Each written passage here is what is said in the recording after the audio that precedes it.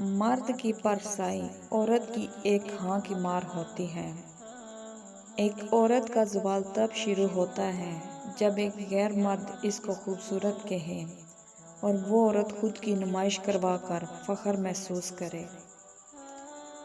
آج کل لوگوں کو راس بھی چکر باز لوگ ہی آتے ہیں۔ مخلص اور وفاداروں کو تو ذہنی مریض اور خاندانی پاگل ہونے کے لقب سے نواز دیا جاتا ہے۔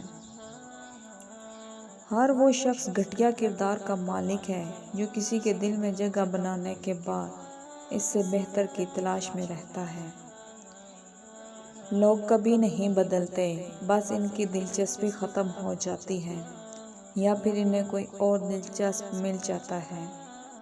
میں نے کبھی کسی عورت کو ہجر میں بھی ظاہری طور پر برباد حالت میں نہیں دیکھا۔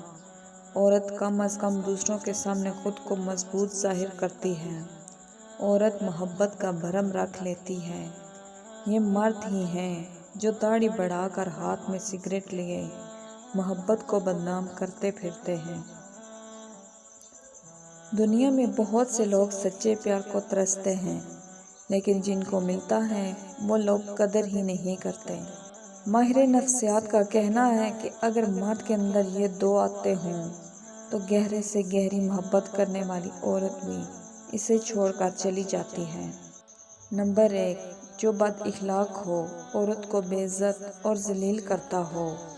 نمبر 2، جو جگہ جگہ منہ مارنے کا عادی ہو۔